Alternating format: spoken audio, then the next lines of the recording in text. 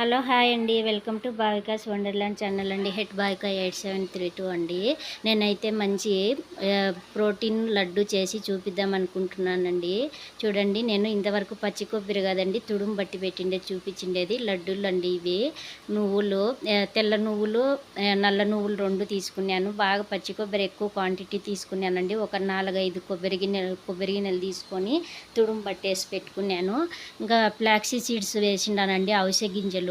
ఈ విధంగా సేవ్ చేసి పెట్టుకోవచ్చండి. ఒక నెల అయినా వస్తుంది. పచ్చి కొబ్బరి అయినా కూడా చెడిపోకుండా ఒక నెల అయినా నిలువ ఉండే విధంగా ఎలా చేస్తానో చూపిస్తాను. ఎదిగే ఆడబిడ్డలకు చాలా యూజ్ అవుతుంది. చూడండి, అవిసె గింజలు అండి. అవిసె గింజలు, నల్ల నువ్వులు, తెల్ల నువ్వులు, అవిసె గింజలు, బాదము ఒక 1/4 కేజీలో సగం తీసుకున్నానండి. ఇది యాల్చి అండి, యాలకులు 2 స్పూన్లు తీసుకున్నా. పచ్చి కొబ్బరి ఇవి చూడండి, పొద్దుతిరుగుడు గింజలు, ఇది గుమ్మడి గింజలు అండి, సన్ఫ్లవర్ సీడ్స్, పంప్కిన్ సీడ్స్ అంటారు. బెల్లం తగినంత తీసుకున్నానండి. నేనైతే ఒక 3/4 కేజీ తీసుకున్నా. పచ్చి కొబ్బరి ఎక్కువ తీసుకున్నాను. చూడండి, ఇది చాలా బలము అండి, పిల్లలకు పెద్దలకు అందరూ తినొచ్చు మంచిగా అని చెప్పి నేను ఈ విధంగా పచ్చి కొబ్బరి ఎక్కువ తీసుకున్నానండి క్వాంటిటీ.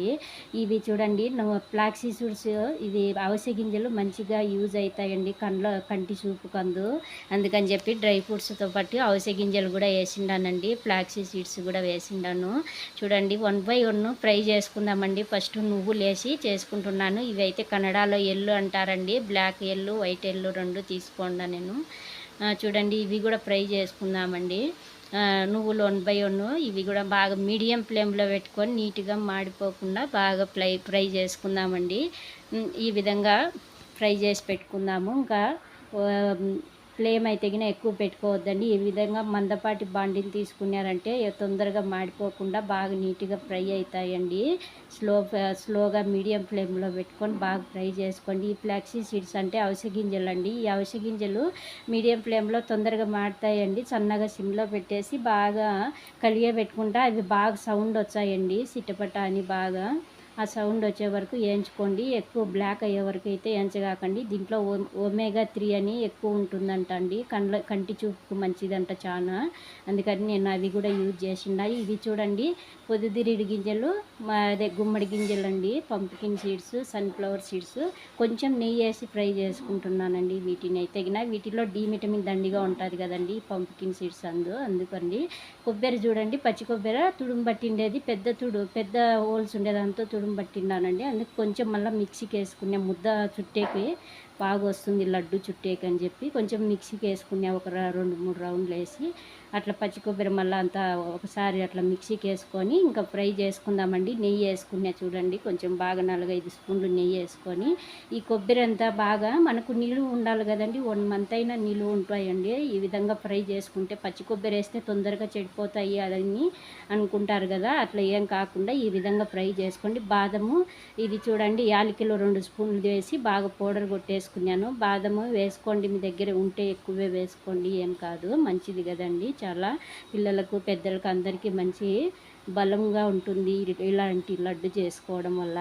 చూడండి, బెల్లము తుడుము బట్టి పెట్టేసుకున్నాను కదా, అది కూడా వేసేసి బెల్లము, ఈ బాదము, యాల్చి పౌడర్ కొట్టుకున్నాను కదండి మిక్సీకి వేసి, అది కూడా వేసేసి బాగా కలియబెట్టుకుంటా అదంతా బెల్లం అంతా కరిగేసి దాంట్లోనే మళ్ళీ అది లూజ్ అవుతుందండి. బెల్లం కరిగి అయినా కూడా మళ్ళీ గట్టిపడే వరకు ఎంచుదామండి. చూడండి, ఇంకా ఇది ఈ డ్రై ఫ్రూట్స్లలో ఇవి కూడా సన్ఫ్లవర్ సీడ్స్, పంప్కిన్ సీడ్స్ కూడా కొంచెం ఫ్రై చేసేసినా కదా, ఇవి కూడా దొగ్గడగా కొట్టుకున్నానండి. మరి ఫైన్గా అయితే పౌడర్ కొట్టలేదు. మీకు కావాలంటే మీరు నములుకోలేమంటే మీరు ఫైన్గా పౌడర్ కొట్టుకోండి, బాగుంటుంది. టేస్ట్ ఏం డిఫరెంట్ ఉండదు, చాలా బాగుంటుంది. ఇంకా పౌడర్ బాగా చేసుకుంటే నేనైతే కొంచెం ఉమ్ముకోనికి బాగుంటుందని అట్లా కొట్టేసినాను.